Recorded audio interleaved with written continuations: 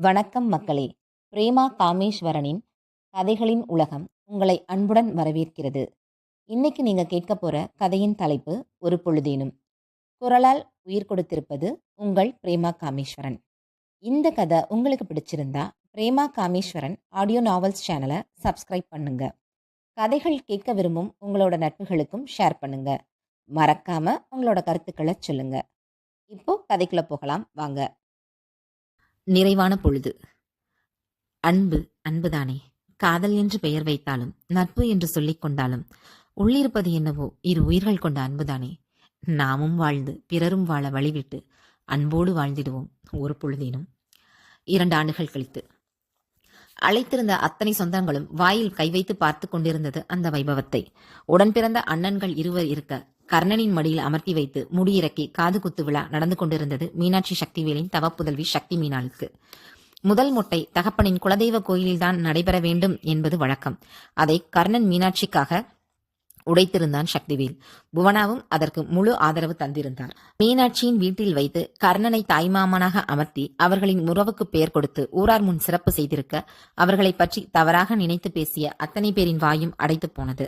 சுந்தரபாண்டியன் வீரபாண்டியனும் அதை அங்கீகரித்து விட்டுக் கொடுத்து நின்றது இன்னும் அதிகமாய் பேசப்பட்டது. தாய்மாமன் என்பது அவ்வளவு பெரியது அவர்கள் உறவுகளில். தாய்க்கு அடுத்து தாய்மாமன் தான். தந்தை கூட மாமனுக்கு அடுத்துதான். அத்தகைய உறவை கர்ணனுக்கு அந்த குடும்பமே வழங்கியிருந்தது. அஸ்வதி தன் மகன் துருவனை தோளில் போட்டு தட்டி கொடுத்தபடி அங்கே நடக்கும் கூத்தை கவனித்துக் கொண்டிருந்தாள் கண்கள் மின்ன. 1.5 வயது சக்தி மீனால் தாயையும் தந்தையையும் சரிவிகிதமாய் கொண்டு பிறந்திருந்தாள். 1.5 வயதிற்கு அதிகமாகவே இருந்த கேசத்தை மழித்து குளிக்க வைத்து அதில் சந்தனம் பூச சுற்றியிருந்த அனைவரையும் சுற்ற வைத்தாள் என்று சொன்னால் அது மிகவும் சிறிய வார்த்தைதான். பார்த்து கொண்டிருந்த வனப்பேச்சிக்கு அத்தனை பெருமை பேத்தியை கண்டு மகள் செய்த அனைத்தும் பிள்ளையாகி போயிருந்த அந்த தாய்க்கு பேத்தி செய்யும் அனைத்தும் கண்ணனின் குறும்பாக தெரிந்ததுதான் மீனாட்சியை கொதிக்க வைத்துக் கொண்டிருந்தது. தன் பிம்பமாய் நின்று கொண்டு ஆட்டம் காட்டும் மகளையும் அவளை அள்ளி கொஞ்சம் தாயையும் பார்க்க பார்க்க பற்றி எறிந்தது மீனாட்சிக்கு. இரு வீட்டு தாத்தா பாட்டி மாமன்கள் அத்தைகள் அவர்களின் குழந்தைகள் போதாத குறைக்கு கர்ணன் என்று அனைவரும் அந்த குட்டி வாண்டின் முன் குட்டிக்கர்ணம் அடிக்காத குறையாக கெஞ்சி கொண்டிருக்க அதுவோ தாயை முறைத்து கொண்டு நின்றது. என் தங்கல, என் பட்டுக்குட்டில வாங்கடா செல்லம். கர்ணன் அவளுக்கு முன்பாக மண்டியிட்டு அமர்ந்து கொஞ்சி கொண்டிருக்க அவர்கள் இருவருக்கும் நடுவில் வந்து நின்ற மீனாட்சி இடுப்பில் கையை வைத்து முறைக்க நிமிர்ந்து பார்த்தான் கர்ணன். மரியாதையா எந்திரிச்சு ஓடி போய் உன்னை உட்கார சொன்ன இடத்துல உட்காந்துக்க. தங்க கட்டி பட்டி குட்டி பன்னி குட்டின்னு ஏதாவது கொஞ்சிக்கிட்டு இங்க வந்த அடி உனக்கு தான். மரியாதையா ஓடி போடா. இப்படி யார் பேச்சுக்கும் அடங்காம அவளை வளர்த்து வச்சதே நீதான்டா. எந்திரிச்சு போயிடு என்று அவனை அடித்து விரட்டாத குறையாக துரத்தி விட்டவள் திரும்பி மகளை பார்க்க அவளின் சிறு பிம்பமாக அவளைப் போலவே முறைத்து கொண்டு நின்றிருந்தது அந்த பூஞ்சிட்டு. தாயும் மகளும் ஒருவரை ஒருவர் முறைத்து கொண்டு நிற்பதை பார்க்கவே கவிதையாக இருந்தது சுற்றியிருந்த அனைவருக்கும். அஸ்வதியும் அந்த நிகழ்ச்சியை படமாக்க வந்திருந்த புகைப்பட கலைஞர்களும் அந்த நிமிடங்களை தங்கள் கருவிகளில் சேமித்துக் கொண்டனர். பாபாப்பா என்று மீனாட்சி பொறுமையை இழுத்து பிடித்துக் கொண்டு கூப்பிட அவளை பார்த்து நாக்கை நீட்டி அளவம் காட்டிவிட்டு கால் முளைத்த பூஞ்செண்டாய் ஓடியது.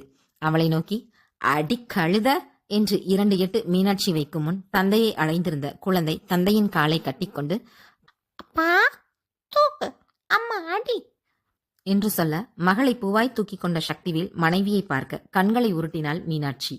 அவள் பாவனையில் சிரிப்பு வர மகளை திரும்பி பார்த்தான் சக்திவேல். குழந்தையும் தாயைப் போலவே செய்ய பொங்கி வந்த சிரிப்பை அடக்கிக் கொண்டு இப்ப என்ன மாமாவுக்கு பாப்பா என்ன பண்ணீங்க என்று மகளை பார்த்து கேட்க குழந்தையோ கண்களை உருட்டியது நாலாத்திசையும். என்னதான் தெரிஞ்சவங்களா இருந்தாலும் அவங்க எவ்வளோ பெரிய டாக்டர், அவங்கள கூப்பிட்டு வச்சு உட்கார வச்சுட்டு உங்க பொண்ணு பண்றதெல்லாம் ரொம்ப அநியாயம். நேரம் ஆகுதுன்னு பெரியவங்க கத்துறாங்க. அவ்வளோ பெரிய டாக்டர் இவளுக்காக வந்து உட்காந்துருக்காங்க. எல்லார் நேரத்தையும் வேஸ்ட் பண்ணிட்டு இருக்கா. கூட்டிட்டு வாங்க உங்க பொண்ணை என்று படபடவென புரிந்து தள்ளிவிட்டு மீனாட்சி முன்னே நடக்க பட்டுப்புடவையில் பளபளக்கும் மனைவியின் பின்னே செல்லும் மனதை வெகு சிரமப்பட்டு கட்டுப்படுத்திய சக்திவேல் மகளை திரும்பி பார்க்க மொட்டை அடிக்கப்பட்ட தலையையும் காதையும் காட்டி வலிக்கிறது என்றது பிஞ்சு. சக்தி பேபி வெரி ஸ்ட்ராங் பேபின்னா சந்தனம் பூசிட்டா பாப்பாக்கு சில்லுன்னு இருக்குமா, இந்த வழி ஓடியே போயிடுமா, அம்முக்குட்டிக்கு அம்மா மாதிரி குட்டி குட்டியா ஜிமிக்கி போகணும்ல என்று கேட்க வேகமாக தலையை அசைத்தது குழந்தை. அப்போ வாங்க போகலாம், போய் போட்டுட்டு ஓடி வந்துடலாம் என்றவன் குழந்தையின் வயிற்றில் குறுகுறு போட்டி சிரிக்க வைக்க சிரித்து கொண்டே குழந்தை தந்தையின் கழுத்தை கட்டி கொண்டது. அள்ளி அணைத்து கொண்ட மகளை கூடியிருந்த உறவினர்களுக்கு மத்தியில் கர்ணனின் மடியில் அமர வைக்க மார்போடு சேர்த்து அணைத்து கொண்டான் கர்ணன். கர்ணனின் அருகில் அஸ்வதியும் தன் மகன் துருவோடு அமர்ந்திருந்தாள். அவளுக்கு அருகே மீனாட்சி சக்திவேலும் அமர்ந்திருக்க நீ வேணா பாரு மீனு, இவ காது குத்துனதும் கத்துவா என்று அஸ்வதி ஆரம்பிக்க, அவ கத்துற கத்துல காது கிளிய போகுதுன்னு நானும் சொல்லிக்கிட்டே இருக்கேன், நீ தான் நம்ப மாட்டேங்கிற என்று மீனாட்சி பின்பாட்டு பாட, குழந்தையை பிடித்திருந்த கர்ணனின் கைகள் நடுங்கியது. அருகே வந்த மருத்துவரின் கைகளை பார்த்து சிறு புன்னகையோடு அவனை பார்த்தவர், பேபியே ஸ்ட்ராங்கா இருக்கா கர்ணா, உனக்கு எதுக்கு இவ்வளோ நடுங்குது என்று கேட்டபடி ஏற்கனவே காது குத்துவதற்காக பூசப்பட்டிருந்த மருந்தை பரிசோதிப்பதற்காக குழந்தையின் வலது காதை பிடிக்க, அவளோ தாயையும் அத்தையையும் தான் முறைத்து பார்த்து கொண்டிருந்தாள். அவள் அங்கே பார்த்து கொண்டிருக்க மருத்துவர் 2 காதிலும் துளையிட்டு வைரக்கம்மலை அணிவித்து விட்டார். மரத்து போக செய்யும் களிம்பை அவர் பூசியிருந்ததால் பிள்ளைக்கு பெரிதாக வலி இருக்காது என்று அவர் சொல்லியிருந்தாலும் சுருக்கென்று வலிக்கத்தான் செய்தது. விழிகளை மூடி திறந்த அந்த ஒரு நொடியில் குழந்தையின் வலியை உணர்ந்து கொண்ட மருத்துவர், பிரேவ் பிபி என்று குழந்தையின் பட்டுக்கன்னத்தில் லேசாய் தட்டி புன்னகைத்தவர், அவளுக்கு என்று வாங்கி வந்திருந்த பரிசு பொருளை அவள் கையில் கொடுத்து, ஓகே மீனாட்சி, பார்த்துக்கோங்க, நான் கிளம்புறேன் என்று சொல்ல மீனாட்சியும் அஸ்வதியும் அவரோடு எழுந்து சென்றனர். தேங்க்யூ ஸோ மச் டாக்டர், உங்களோட பிஸியான ஷெடியூலில் வந்து செஞ்சு கொடுத்ததுக்கு ரொம்ப ரொம்ப தேங்க்ஸ். கண்டிப்பாக சாப்பிட்டு தான் போகணும், மறக்கக்கூடாது, எங்களுக்காக ப்ளீஸ் வாங்க என்று மீனாட்சியும் அஸ்வதியும் அழைத்து சென்று உணவு உண்ண செய்தே விடை கொடுத்தனர். தாயைப் போலவே தாய் சொன்ன ஒற்றை வார்த்தைக்காக சக்தி மீனாள் வீம்பாக அமர்ந்திருந்தாள் கர்ணனின் மடியில். சக்திவேலும் கர்ணனும் மாறி மாறி பிள்ளையின் காதை பார்த்து இதழ் குவித்து காற்றை ஊதிவிட எதையும் சட்டை செய்யாமல் கர்ணனின் மார்பில் ஒய்யாரமாக சாய்ந்தபடி அங்கும் இங்கும் நடமாடிக்கொண்டிருந்த தாயையே முறைத்துக் கொண்டிருந்தாள் குட்டி மீனாள். அட்டி சக்க, உன்னையும் வச்சு செய்ய ஒருத்தி பிறந்து வந்துட்டா. அப்படியே மீனாட்சி தான், என்ன வீம்பு, அவ அம்மாவை பார்த்த மாதிரியே இருக்கு. இருந்த உறவினர்கள் அனைவரும் குழந்தையையும் அதன் தாயையும் மாறி மாறி பேசி ஓய்ந்தனர். விழா சிறப்பாக நடந்து முடிந்திருக்க உடையவர்களுக்கு சந்தோஷ அயர்வு. குழந்தைகள் இருவரையும் பாட்டிகள் இருவரும் பார்த்து கொள்வதாக கூறியிருக்க இரவின் மொட்டை மாடியில் நாள் வரும். அஸ்வதியும் கர்ணனும் அங்கே விரித்திருந்த மெத்தையில் அமர, பிச்சி பூவின் கொடி அருகே வந்த மீனாட்சியையும் சக்திவேலும் பூவின் சுகந்தத்தை சுவாசித்தபடி அமைதியாக நின்றிருந்தனர். மீனாட்சியை பார்த்தபடி அமர்ந்திருந்த கர்ணன் மனைவியின் மடியில் தலை சாய்க்க மெதுவாய் வருடியது அஸ்வதியின் கைகள்.